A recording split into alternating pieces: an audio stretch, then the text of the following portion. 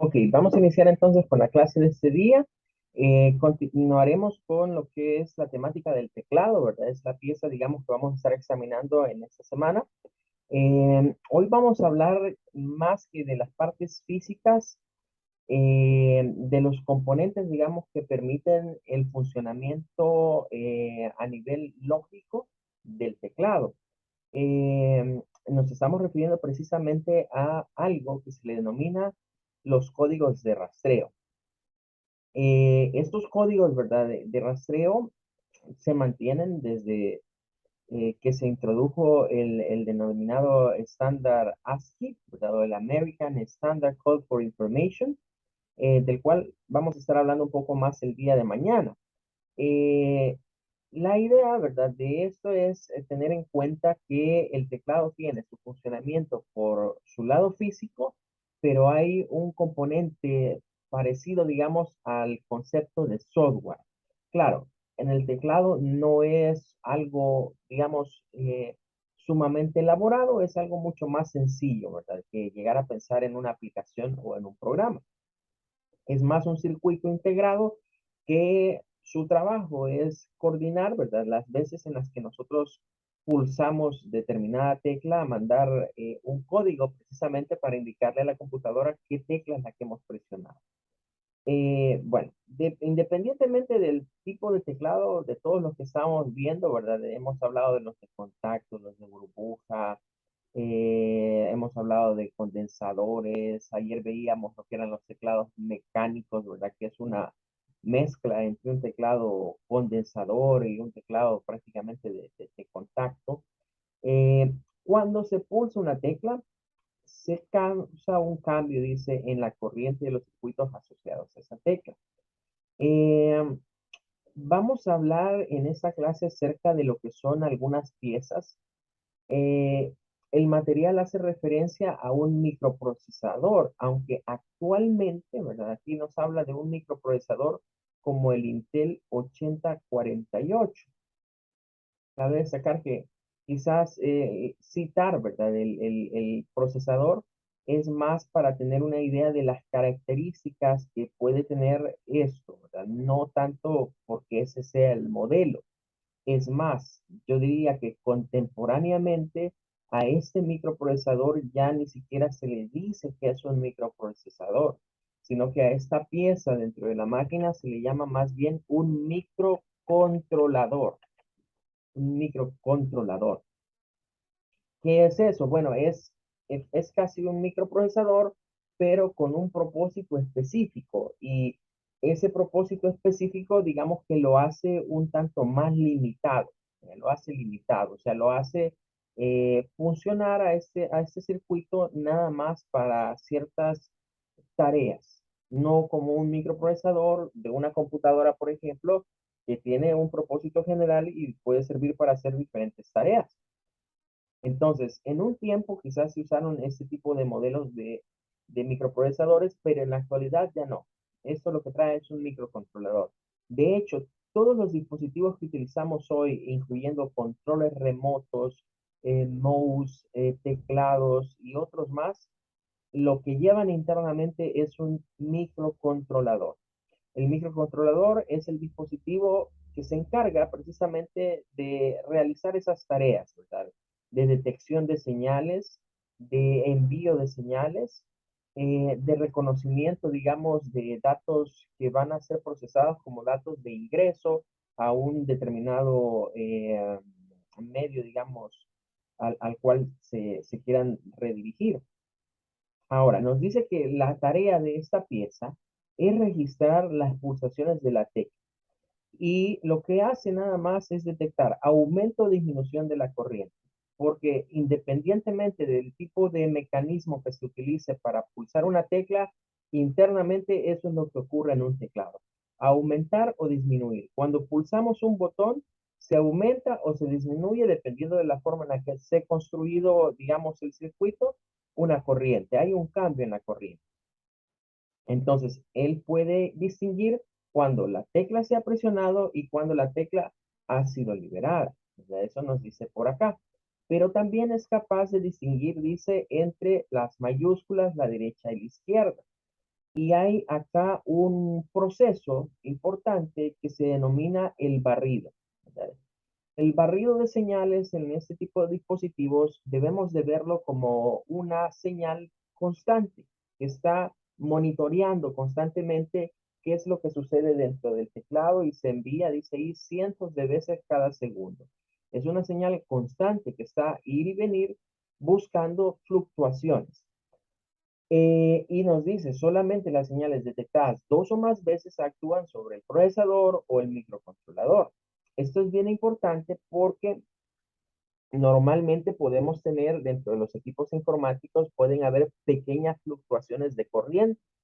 Y cuando la idea de un circuito es trabajar con fluctuaciones de corriente, si el voltaje llega a bajar por un motivo que no sea su funcionamiento, es decir, algo diferente a pulsar la tecla, como por ejemplo cuando la luz se quiere ir o que nuestro equipo, la fuente no estuviese suministrando, digamos, el voltaje necesario, porque debemos de recordar que un teclado con cable toma su alimentación de lo que es la placa madre. Si estamos hablando de una laptop, pues la toma también de la misma placa madre interna. Si hablamos ya de un teclado inalámbrico, pues un teclado inalámbrico depende de baterías, ¿verdad? Ya sea alcalinas o baterías que podamos recargar, pero que a la larga se agotan, ¿verdad? Y que podría ser que al agotarse el teclado pues se confundiese de señales. Para eso es que diseñaron las señales de barrido. El barrido lo que hace es estar repitiendo una señal que identifica los voltajes internos, ¿verdad? Entonces, nos dice que solo aquellas que se detectan dos o más veces van a ser consideradas como una pulsación real de teclas. Bueno, eso sería esta primera parte. Luego, ¿verdad? El material nos habla acá en el punto 3, dependiendo de qué circuito del teclado lleve la señal al procesador, el procesador, bueno, esos términos, microprocesador, procesador, microcontrolador, son, digamos, términos semejantes. Si entramos en muchos más detalles, podríamos decir, mire, es que un microprocesador no es lo mismo que un procesador y no es lo mismo que un controlador o un microcontrolador, pero ya son más detalles técnicos, ¿verdad? La idea que debemos de manejar es que es un pequeño circuito que está integrado dentro de lo que es la tarjeta, digamos, de circuito del teclado y su función, pues, es básicamente detectar qué es lo que presionamos. Ahora, lo que genera, ¿verdad? Esto es algo que se les denomina códigos de rastreo. Eso se llaman códigos de rastreo. Y hay un dato importante que nos dice que hay dos por cada tecla. Uno cuando la tecla se oprime y otro cuando la tecla se libera. Es decir, que cada tecla nos genera un par de códigos. No es un solo, sino que son dos. ¿Por qué se utilizan dos códigos? Precisamente eso está relacionado a las señales de barrido, ¿verdad? La señal de barrido lo que trata de identificar es este cambio de corriente y generar un código que sea válido. Si solo generase uno, posiblemente sería alguna fluctuación, podría haber sido alguna fluctuación y no estar seguros de que fue porque se presionó una tecla.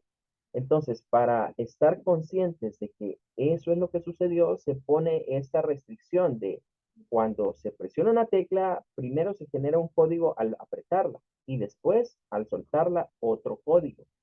Si ustedes tienen una computadora, ¿verdad? Habrán notado más de alguna vez que cuando uno deja presionado mucho tiempo una tecla, hasta a veces comienza el speaker, el parlantito que tienen las computadoras, comienza a hacer unos sonidos, ¿verdad?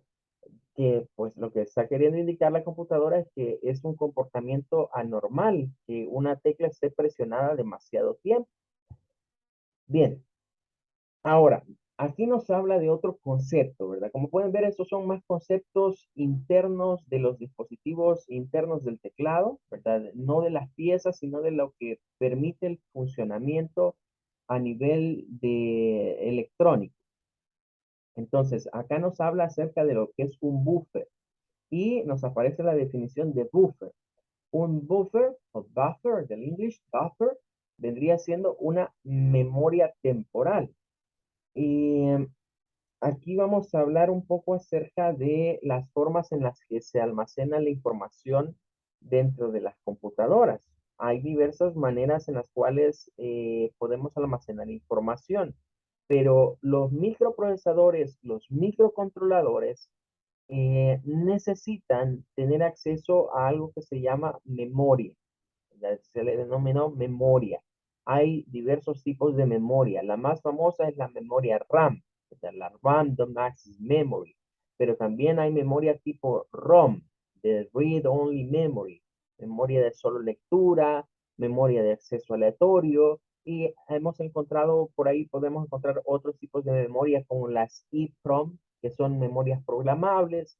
Pero antes de llegar a todos esos tipos de memoria, dentro de los microprocesadores o microcontroladores hay una pequeña memoria que les permite a ellos funcionar.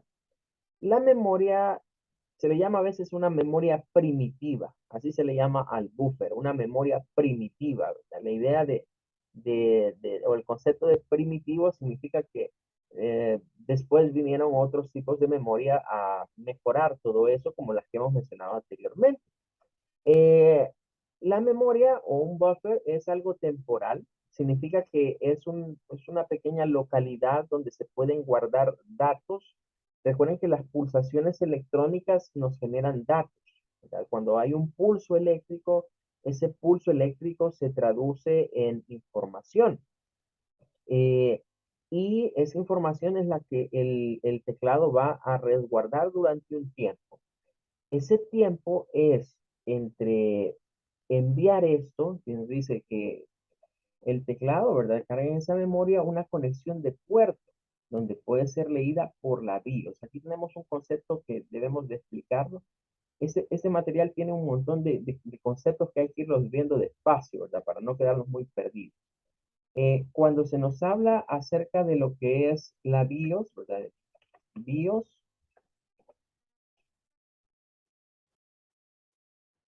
esto Eh, la traducción, digamos, de estas siglas, Basic Input Output System, así es el término en inglés. Viene la B, ¿verdad? Viene de Basic, la I de Input, de entrada, la O de Output, que es salida, y la S de System, Basic Input Output System, que cuando lo traducimos decimos que esto es el sistema básico de entrada y salida, o de entrada a salida.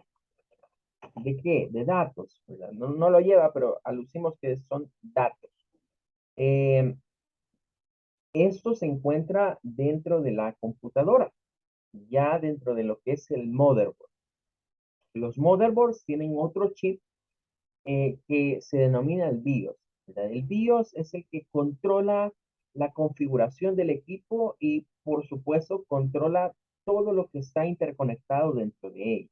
Por eso se le llama que es el sistema de entrada, vamos a corregir acá, entrada-salida, entrada-salida de información. Los dispositivos en una computadora se pueden clasificar de acuerdo a su función. Hay dispositivos de entrada, hay dispositivos de salida, e incluso podemos decir que hoy en día hay dispositivos mixtos que hacen tanto la entrada como la salida de información. El teclado al que nos estamos refiriendo ahorita acá es uno de los dispositivos de entrada de datos. Entonces, esa información que cuando nosotros pulsamos el teclado, esa información queda almacenada durante un tiempo en ese buffer que va a ser enviado luego a la CPU, ¿verdad? De la computadora, la unidad central de procesamiento, la cual viene, ¿verdad? Y lee la información. Bien. Al momento que se lee esa información, va a haber una señal de retorno al teclado, ¿verdad? La cual le indica que ya fue recibida. Y por eso es que decimos que el buffer es una memoria temporal, porque cuando el teclado recibe el OK de parte del BIOS de que ya recibe la información, esos datos se borran, ya no son necesarios.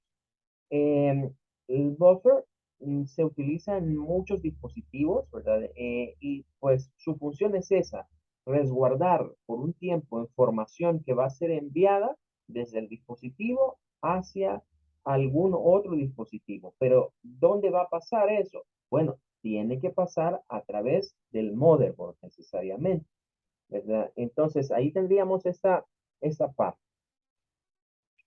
Ahora, hay algo interesante que nos habla aquí también y es acerca del concepto de señal de interrupción.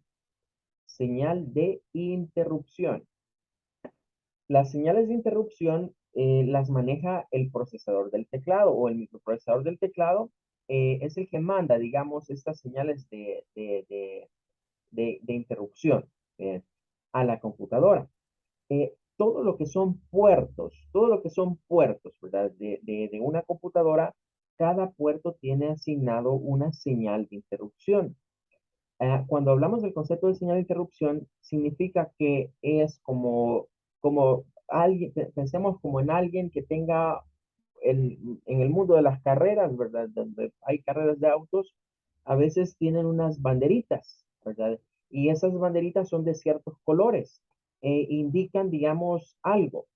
Hay banderas, por ejemplo, las cuadriculadas de cuadros negros con cuadros blancos, normalmente se usan al momento de decir que es de iniciar la carrera, pero hay otros tipos de banderas, ¿verdad? Banderas rojas para indicar posiblemente algún accidente, banderas blancas para indicar algún tipo de precaución. Es decir, las banderitas a veces en las carreras las vemos como que quizás son para adorno, pero no, tienen la función de indicar algo. Entonces, esas banderas son precisamente las señales de interrupción para los dispositivos. Es como alzarle a la BIOS y decirle, hello, aquí te tengo datos, vení a atenderme. Entonces, sirven precisamente para comenzar el proceso de comunicación entre unos y otros. Como vamos a estudiar más adelante, hay dispositivos dentro de la máquina. Los dispositivos de entrada y salida se pueden clasificar en dos tipos. Se pueden clasificar en dispositivos sincrónicos y dispositivos asincrónicos. Dispositivos sincrónicos y dispositivos asincrónicos o asíncronos también se les dice, ¿verdad? ¿Qué significa esto? Normalmente vamos a oír hablar que en las computadoras existe una señal de reloj, se le dice señal de reloj. La señal de reloj es para trabajar con dispositivos sincrónicos. Esas señales de reloj están asociadas incluso a los procesos de interrupción. Es decir, que para que se establezca comunicación entre el teclado y la computadora o la motherboard, tiene que haber sincronía entre ellos. Y eso se hace a través de señales de reloj. Todo eso está relacionado a los procesos de interrupciones. Los procesos de interrupciones precisamente afectan esas señales de reloj y se llaman interrupciones porque los procesadores de computadora, ¿verdad? Como el que les enseñaba la vez pasada, porque no lo tengo aquí a la mano, los procesadores de computadora están destinados para hacer varias actividades en un mismo tiempo. Bien. Es decir, aunque yo no esté haciendo nada en la máquina, aunque no estemos ocupando ningún programa abierto, el procesador de la computadora no es ocioso, él siempre está haciendo actividades. Aunque yo no tenga abierto ni un programa, si cargo mi sistema operativo y no tengo abierto nada, el procesador siempre está trabajando, siempre está haciendo algo, aunque para nosotros no. Quizás yo diga, pero no tengo abierto nada. No, pero solo el hecho de tener cargado el sistema operativo, tener ahí el menú principal al acceso, ya es que el microprocesador está trabajando. Entonces, cuando hablamos de procesos de interrupciones, el concepto de interrupción es precisamente porque el procesador siempre está ocupado, pero hay procesos que se pueden jerarquizar.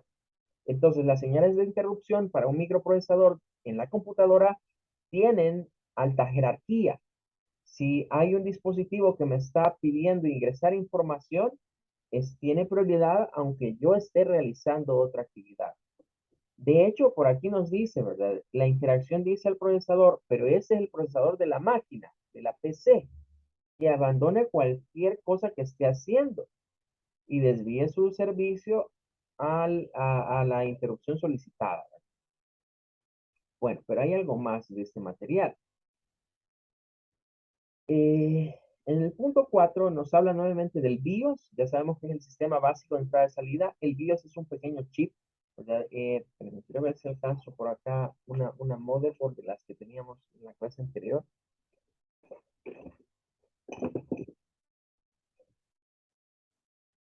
Bien. Bueno, este es bien pequeño, ¿verdad? Pero no sé si lo van a alcanzar a ver. Pero el BIOS, aquí pueden notar ustedes que hay una especie de batería, ¿verdad? Voy a removerla. Acá está esta batería, ¿verdad? Que se parece a las baterías de los relojes. Aquí a la par, ¿verdad? Aquí hay un chip bien pequeñito, este que está acá, a la par de donde está ahí, que tiene como patitas. Este es el BIOS de esta motherboard. Hay otros motherboards que tienen BIOS más grandes, ¿verdad? Este, ese chip es el que nos referimos con el BIOS, ¿verdad? Y es un dispositivo que tiene información y la batería que ustedes acaban de ver ahí sirve para que la información de configuración del equipo siempre esté almacenada, porque cuando apagamos la máquina, pues la corriente se va y no queda nada energizado, pero esa pequeña batería le suministra el voltaje suficiente a ese chip para mantener la información de configuración almacenada en esa computadora. Cuando algunas computadoras comienzan a mandar mensajes de que han perdido configuración de la fecha, de la hora, e incluso en inglés nos dicen low battery o batería baja, es porque hay que cambiarla, ¿verdad? Y ya lo que se guarda de configuración a nivel del equipo no permanece ahí, ¿verdad? Entonces el BIOS, lo vamos a ver más adelante, es un chip bastante importante. ¿En qué tiene que ver con todo eso? Que es el que se encarga de controlar los procesos de comunicación con los dispositivos de entrada y de salida en la máquina. Este viene y dice que lee el puerto, ¿verdad? Lee el puerto que se asigna al teclado y le dice al teclado que puede eliminar el código cuando ya se ha recibido. El teclado no va a tener eternamente esos códigos ahí resguardados. Ahora nos dice si el código de rastreo es una de las teclas de conmutación, dice ordinarias, o una de las teclas que están consideradas como especiales, que se pueden conseguir con teclas de cambio de conmutación, control, block mayús, que es el de las mayúsculas, bloquear desplazamiento, insertar. La BIOS cambia 2 bytes en un área especial de memoria para mantener un registro de cuál de esas teclas ha sido presionada. Vale, aquí tenemos un pequeño diagrama que nos ilustra esto. Se pulsó la tecla, llega dentro de la tarjeta al microcontrolador del teclado, ese lo pasa al buffer. Aquí en el diagrama aparece como que son dos piezas separadas, vea, pero esto está en el mismo chip, o sea, no es que esto esté aparte, esto es parte del mismo chip realmente. Y viaja a través del teclado. Esto está en la CPU, ¿verdad? De la máquina. Se comunica con la BIOS, pero miren, la comunicación es bidireccional. O sea, llega al BIOS, el BIOS recibe la información, la pasa a la memoria de la computadora. Esta ya es la memoria RAM. ¿Verdad? Esta que está aquí ya es la memoria RAM de la máquina. Y luego manda una señal de retorno aquí para decirle al teclado, ya recibí tus datos. Vamos a estudiar en una guía que se viene más adelante los cables que se utilizan, ¿verdad? Dentro del teclado. Nosotros vemos el cable externo, es un cable forrado, pero internamente hay 4 cables. Esos 4 cables, cada uno tiene una señal y uno de ellos es el que sirve como señal de reloj para estar sincronizando. Cuando hablamos de sincronía, es precisamente estas señales en donde el teclado a través de esa señal de sintonía le dice al BIOS en qué momento tiene información para enviar. Y el BIOS a través de esa misma señal le dice cuándo ya ha sido recibido. Bien, ahora, antes de seguir adelante con eso, tengo que explicar acá algo que nos menciona, ya que nos está hablando de lo que es teclas de cambio de conmutación. Nosotros podemos combinar las teclas, ¿verdad? Por ejemplo, la tecla Shift es una tecla de cambio de conmutación que me permite sacar mayúsculas o una segunda función de una tecla. La tecla alterno GR es otra tecla que permite también lo mismo. la tecla control, la tecla para mayúsculas propiamente, todas estas que están acá, pero nos habla de un concepto que es bytes. Bien. Aquí necesariamente tenemos que explicar algo antes de seguir adelante. Lo voy a poner acá como una anotación. Eh, y es la siguiente situación. Dentro de las computadoras existen los denominados bits. Esa es una sigla, bit, un bit. El bit se denomina o viene de binary digit. Binary realmente viene de acá, de binary digit, y usan la T para complementar. ¿Qué significa dígito binario? Dígito binario. Esto quizás ya lo hemos escuchado en alguna ocasión, haciendo referencia al mundo digital. ¿Verdad? El mundo digital, de hecho, la palabra digital viene de esto, de dígito, y tiene que relacionarse con el dígito binario.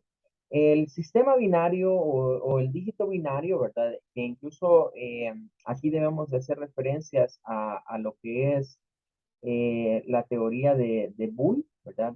Pues se refiere a usar, ¿verdad? Gracias ahí a William en el chat, precisamente a usar dos números, el 0 y el 1, para representar información.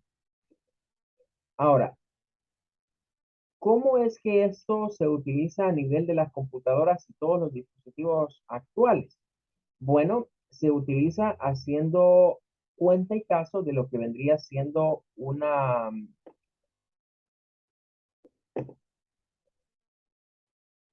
vamos a hacer acá, como una gráfica, ¿verdad? Donde tenemos como un plano cartesiano, digamos, y diremos, ¿verdad? De que la información solo vamos a verla con dos posibles caras, eh, en donde aquí, en el origen, vamos a ubicar el 0, aquí va a estar el 0, y aquí, digamos, vamos a ubicar el 1 en el plano superior. No hay otro valor. O sea, no hay valores intermedios. O es 0 o es 1. Eso es lo que nos implica, digamos, los dígitos binarios y todo lo que se le conoce como el álgebra booleana, o el álgebra de Boole. Em, Algunos dicen, ¿verdad?, de que la teoría binaria realmente viene de Dios, ¿verdad? Porque dicen de que, si lo vemos así, Dios habla de que está el bueno o el malo, está el bien, el mal, está blanco o negro, lo cierto o la mentira, la verdad, la mentira, pero no hay medios tintes, no hay grises. Así funciona esto de los dígitos binarios.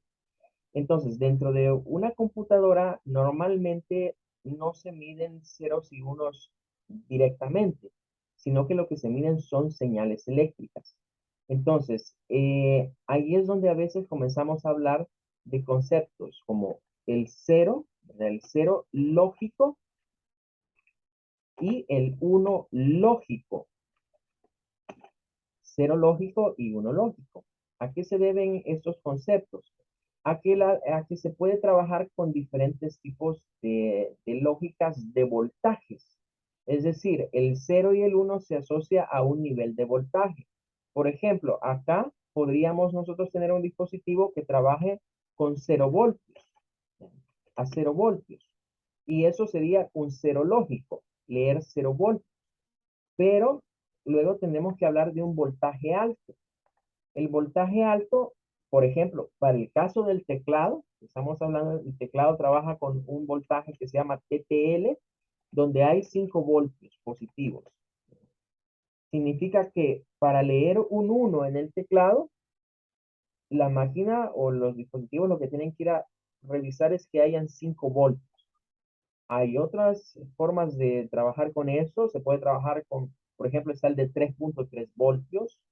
Está el que trabaja con 12 voltios, está el que trabaja con, bueno, está el de 5, incluso está 5 negativo, 12 negativo, pueden ser voltajes incluso negativos.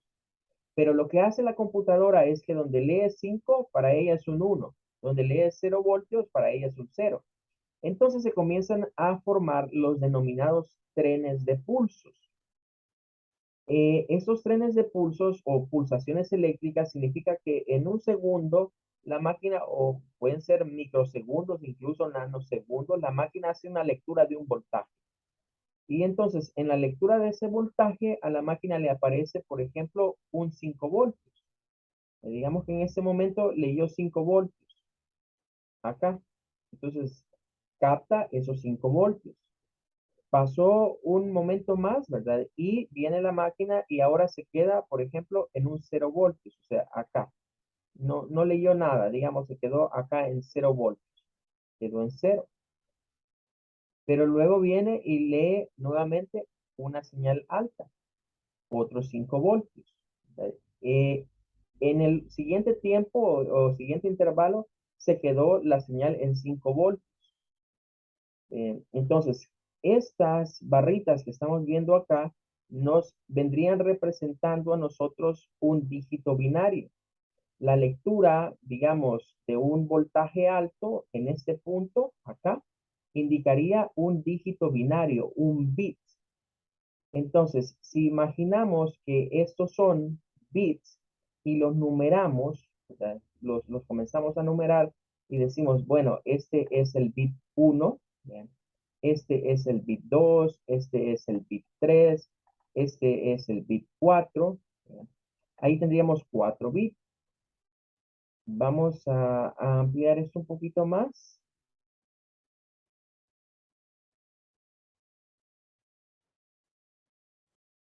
Supongamos pasa, ¿verdad? Y encontramos por ahí otra lectura, ¿verdad? Que se queda, digamos, acá en el origen.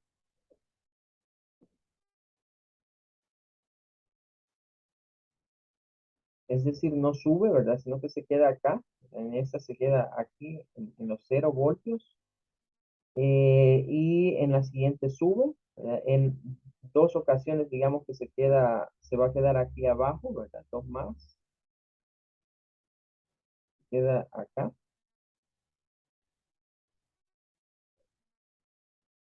No subiría, se quedaría la lectura, digamos, a nivel del 0 en dos ocasiones.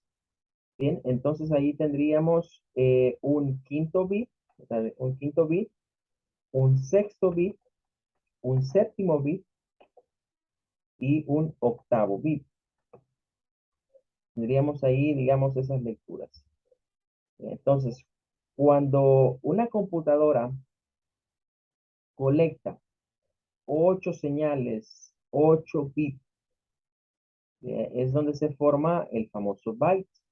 En otras palabras, leer 8 valores 0, 8 valores 1, que podrían ser entre lo que vendrían siendo 5 voltios, 0 voltios, ¿verdad? Es decir, la máquina lo que hace es leernos aquí 5 voltios, 0 voltios, 5 voltios, 5 voltios, 0 voltios, 5 voltios, 0 voltios, 0 voltios. Entonces, lo que hace acá es decirnos que 8 bits, 8 de estos, se convertirían en un byte. Se convierten en un byte. ¿Qué es lo que nos habla arriba? Ahí nos dice que la BIOS cambia 2 bytes. Es porque a nivel de información, cuando nosotros escribimos una letra, digamos, del teclado, se genera un byte de información. Es decir, ahí es donde la máquina distingue o tiene la capacidad, por ejemplo, si hablamos que un teclado convencional tiene 104 teclas, y imaginamos que cada vez que se pulsa una tecla se genera un código cuando se pulsó y un código cuando se dejó de pulsar, significa que tenemos 208 códigos que el microcontrolador del teclado es capaz de distinguir. Y por eso es que para ellos es diferente hablar de una letra mayúscula, hablar de una flechita que está a la izquierda, una flecha que está a la derecha, que para nosotros se ven iguales o no tendríamos mayores diferencias, porque para las computadoras y para los dispositivos, estos no son, digamos, letras, no son números, no son símbolos. Realmente para ellos son colecciones de ceros y de unos.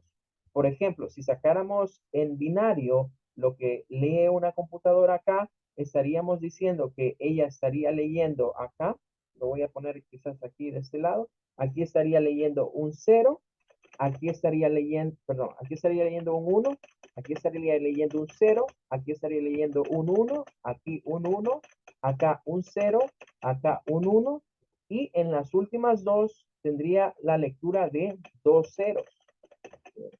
Entonces, esto vendría siendo un código. Podría ser un código de rastreo correspondiente, digamos, a cualquier tecla, o incluso podría representar cualquier tipo de información. Claro, las máquinas, el lenguaje de máquina, ¿verdad? Es este. Esto es en lo que se comunica todo lo que sí existe en el mundo digital, que para nosotros no representa mayor cosa, pero para ellos sí. Lo que sucede es que las máquinas funcionan como una especie de traductores, ¿verdad? Porque reciben la información de nosotros y ellas la procesan, la convierten a esto, la digitalizan, ¿verdad? Cuando hablamos de digitalizar es precisamente hacer este tipo de situaciones. Y una vez digitalizada, nos dan respuesta, pero esa respuesta que obtienen ellas en su lenguaje de máquina nos la muestran en algo que sea entendible para nosotros. Entonces estaríamos hablando que aquí tenemos representado un byte. Si yo presiono dos teclas combinadas, eso es lo que nos está diciendo acá, si yo presiono dos teclas combinadas, se cambian dos bytes, porque es un byte por cada tecla, porque eso es lo que le genera a la computadora cuando combinamos teclas. Bien, vamos a pasar, ¿verdad? Espero que con esto comprendamos un poquito. De todas formas, de esto vamos a hablar un poco más mañana cuando presentemos lo que es el, el- los códigos ASCII que se relacionan mucho a esto que estamos hablando. Eh, bueno, para ir cerrando, ¿verdad? Tenemos que el BIOS, ¿verdad? Comprueba sus bytes para determinar el estado de las teclas de cambio de conmutación y dependiendo de esto traduce el código ASCII, ¿verdad? Eso lo vamos a dejar para mañana, que es el código que hace las conversiones de lo, digamos, de lo digital o de esos números ceros y unos a lo que nosotros podemos comprender, ¿verdad? Que son los caracteres, las fuentes que ya vemos. Bien, nuevamente hay unas preguntas de repaso, ¿verdad? Pueden comenzar a contestar y me las pueden enviar, ¿verdad? Para darle una revisadita e indicarles luego las respuestas. Bueno, se nos terminó el tiempo. Muchas gracias por asistir. Les espero en la clase del día de mañana. Hasta la próxima. Una pregunta,